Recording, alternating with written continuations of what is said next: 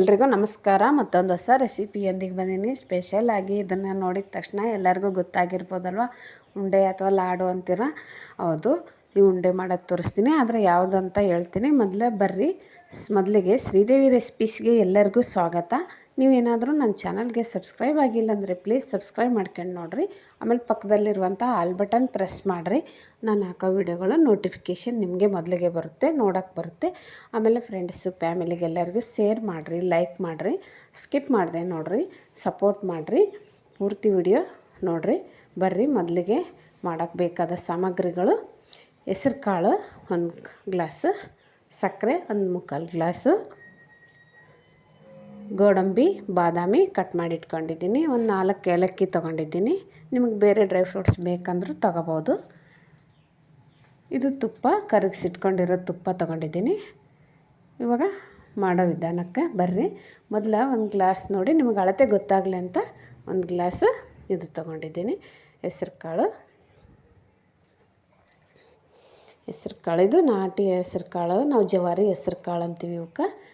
ಜವಾರಿ ಹೆಸರು ಕಾಳು ಇದು ಭಾಳ ರುಚಿ ಬರ್ತದೆ ಇದರಿಂದ, ಉಂಡೆ ಮಾಡೋದ್ರಿಂದ. ಅದಕ್ಕೆ ಇದನ್ನು ಮಾಡ್ತಾಯಿದ್ದೀನಿ. ನೋಡಿ, ಇದನ್ನು ತೊಳ್ಕೊಂಡು ಬಿಡೋಣ 1-2 ಸಲ. ಯಾಕಂದರೆ ಅವು ಕಾಳುಗಳಿಗೆ ಹುಳ ಆಗುತ್ತಂತೆ, ಪೌಡ್ರ್ ಮಿಕ್ಸ್ ಮಾಡಿರ್ತಾರೆ, ಆಮೇಲೆ ಧೂಳೆಲ್ಲ ಇರುತ್ತಲ್ಲ. ಅದಕ್ಕೆ ಇದನ್ನು ನೀಟಾಗಿ 2 ಸಲ ವಾಶ್ ಮಾಡ್ಕೊಂಡು ಈ ಜಾಲರಿ ಇದರಲ್ಲಿ ಹಾಕಿ ನೀರೆಲ್ಲ ಬಸ್ದ ಮೇಲೆ ಒಣಗಿಸ್ಬಿಡೋಣ. ನೀರಲ್ಲೇನು ಜಾಸ್ತಿ ಹೊತ್ತು ಬಿಡಬಾರ್ದು, ತೊಳೆದ್ಬಿಟ್ಟು ಹಂಗೆ ಬಸ್ದು ಹಾಕಿಬಿಡಬೇಕು. ಬಿಸಿಲಿಗಾದರೂ ಹಾಕ್ಬೋದು, ಇಲ್ಲ ಫ್ಯಾನ್ ಗಾಳಿಗಾದರೂ ಒಣಗಿಸ್ಕೋಬೋದು.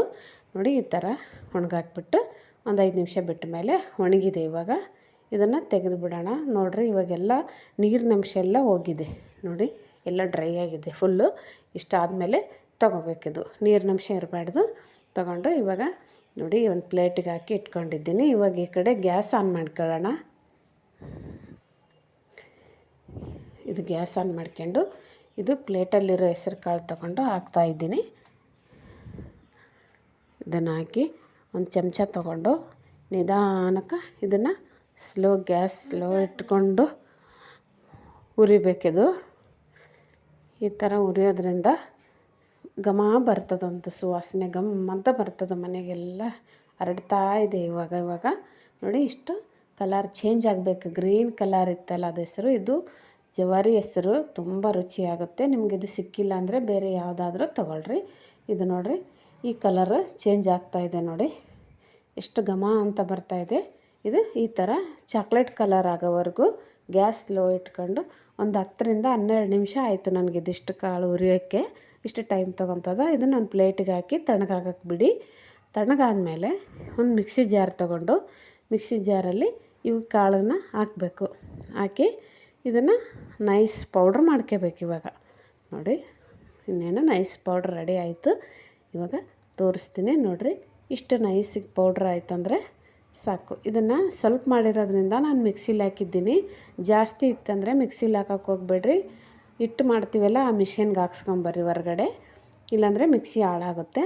ಅದೇ ಒಂದು ಪಾತ್ರೆಗೆ ಹಾಕಿ ಅದೇ ಮಿಕ್ಸಿ ಜಾರಿಗೆ ತೊಗೊಂಡು ಸಕ್ಕರೆ ಹಾಕ್ತಾಯಿದ್ದೀನಿ. ಆ ಹಿಟ್ಟು ಸಪ್ರೇಟ್ ಮಾಡಿದ್ದೀನಿ, ಒಂದು ಪಾತ್ರೆಗೆ ಹಾಕಿದ್ದೀನಿ. ಇವಾಗ ಇದನ್ನು ಸಕ್ಕರೆನೂ ನೈಸ್ ಪೌಡ್ರ್ ಮಾಡ್ಕೊಳ್ಳೋಣ. ಒಂದು 4 ಏಲಕ್ಕಿ ಹಾಕ್ತಾಯಿದ್ದೀನಿ. ಹಾಕಿ ಇದನ್ನು ನೋಡಿ, ಈ ಥರ ನೈಸಾಗಿ ಪೌಡ್ರ್ ಮಾಡ್ಕೊಂಡು ಇದನ್ನು ಸಪ್ರೇಟ್ ಇಟ್ಕೋಬೇಕು.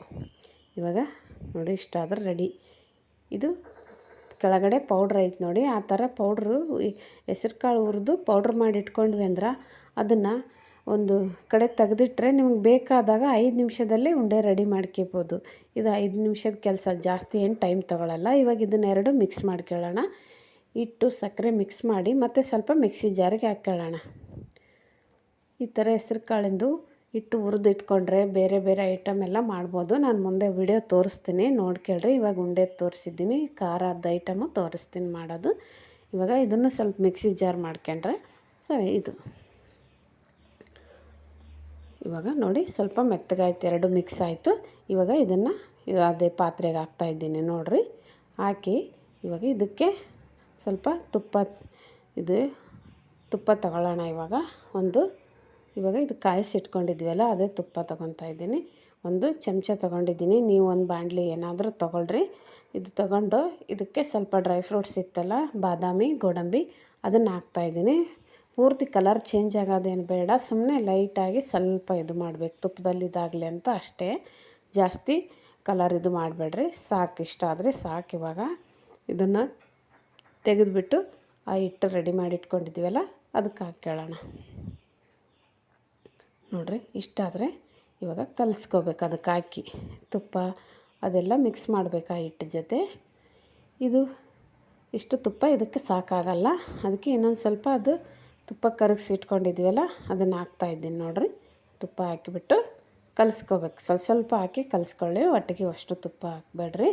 ಅದರಲ್ಲಿ ಇನ್ನೂ ತುಪ್ಪ ಉಳಿದಿದೆ ನೋಡಿ. ಇಷ್ಟ ಆಗಬೇಕು. ಇದು ಉಂಡೆ ಕಟ್ಟ ಹದ ಬರೋವರೆಗೂ ಇದಕ್ಕೆ ಸ್ವಲ್ಪ ಸ್ವಲ್ಪ ತುಪ್ಪ ಹಾಕಿ ಚೆನ್ನಾಗಿ ಕೈಯಿಂದ ನಾದಿ ಕಲಿಸ್ಕೊಳ್ರಿ.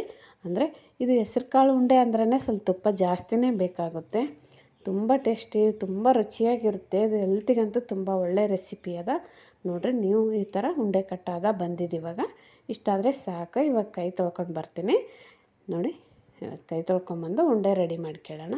ನಮ್ಗೆ ಯಾವ ಸೈಜ್ ಬೇಕೋ ಆ ಸೈಜ್ ತೊಗೊಂಡು ಈ ಥರ ಉಂಡೆ ಮಾಡೋದಂತೂ ನಿಮಗೂ ಗೊತ್ತಿರುತ್ತೆ. ಗೊತ್ತಿಲ್ಲ ಅಂದರೆ ನೋಡ್ಕೊಳ್ಳಿ. ಈ ಥರ ಮಾಡ್ಕೊಂಡು ಆಮೇಲೆ ಇದನ್ನು ಅಂಗೈಯಲ್ಲಿ ಇಟ್ಕೊಂಡು ಹಿಂಗೆ ಒಳ್ಳಾಡಿಸ್ಬೇಕು. ಅಂದರೆ ಸ್ವಲ್ಪ ಶೈನಿಂಗ್ ಬರುತ್ತೆ, ಉಂಡೆ ನೈಸಾಗಿ ಕಾಣುತ್ತದೆ. ನೋಡಿರಿ ಎಷ್ಟು ನೈಸಾಗಿ ಕಾಣ್ತಾಯಿದೆ. ಅದಕ್ಕೆ ಇನ್ನೊಂದು ಉಂಡೆ ಮಾಡೋದು ತೋರಿಸ್ತೀನಿ, ನೋಡ್ಕೊಳ್ರಿ. ಇದು ತುಪ್ಪ ಇದ್ರೇ ಉಂಡೆ, ಇದು ತುಪ್ಪ ಸ್ವಲ್ಪ ಜಾಸ್ತಿನೇ ಬೇಕಾಗುತ್ತೆ ಇದಕ್ಕೆ. ನೋಡಿ, ಇನ್ನೊಂದು ಉಂಡೆ ಮಾಡಿದೆ, ಎಷ್ಟು ನೈಸ್ ಬಂದದು. ಈ ಥರ ಅಂಗೈಯಲ್ಲಿ ಯಾವುದೇ ಉಂಡೆ ಮಾಡಬೇಕಾದ್ರೂ ಈ ಥರ ಅಂಗೈಯಲ್ಲಿ ಹಾಕ್ಕೊಂಡು ಉಳ್ಳಾಡಿಸ್ರಿ, ಶೈನಿಂಗ್ ಬರುತ್ತೆ. ನೋಡಿರಿ, ಇಷ್ಟು ಉಂಡೆಗಳು ಇವಾಗ ರೆಡಿ. ಅದು ಭಾಳ ರುಚಿ ಬರ್ತಾವೆ ಈ ಉಂಡೆ. ಅದು ಜವಾರಿ ಹೆಸ್ರು ಕಾಳಿಂದ ಮಾಡಿದ್ದೀವಿ. ನೀವು ಸಿಕ್ಕಿಲ್ಲ ಅಂದರೆ ಅದು ದಪ್ಪ ದಪ್ಪ ಇನ್ನೊಂದು ಕಾಳು ಇರುತ್ತಲ್ಲ, ಯಾವ್ದು ಸಿಗುತ್ತೋ ಅದರಿಂದ ಮಾಡಿರಿ. ತುಂಬ ಟೇಸ್ಟಿಯಾದ ನಮ್ಮ ಉತ್ತರ ಕರ್ನಾಟಕದ ಸಾಂಪ್ರದಾಯಿಕವಾಗಿ ಮಾಡುವ 5 ನಿಮಿಷದಲ್ಲೇ ಮಾಡ್ಕೋಬೋದು ಈ ಹೆಸ್ರು ಕಾಳು ಉಂಡೆನ. ನೀವು ಮಾಡ್ತೀರಾ, ನಾನು ವಿಡಿಯೋ ಎಲ್ಲ ನೋಡಿದ್ದೀರಾ. ನೋಡಿರಿ, ಇವಾಗ ಒಳಗಡೆ ಎಷ್ಟು ಟೇಸ್ಟ್ ಚೆನ್ನಾಗಿರುತ್ತೆ ಹೆಂಗೆ ಓಪನ್ ಮಾಡಿದ್ರೆ. ನೋಡಿ, ನೀವು ಒಂದು ಸಲ ಈ ಥರ ಟ್ರೈ ಮಾಡಿ ಕಮೆಂಟ್ ಹಾಕಿ. ಪೂರ್ತಿ ವಿಡಿಯೋ ಸ್ಕಿಪ್ ಮಾಡಿದೆ ನೋಡಿದ್ದಕ್ಕೆ ಧನ್ಯವಾದ.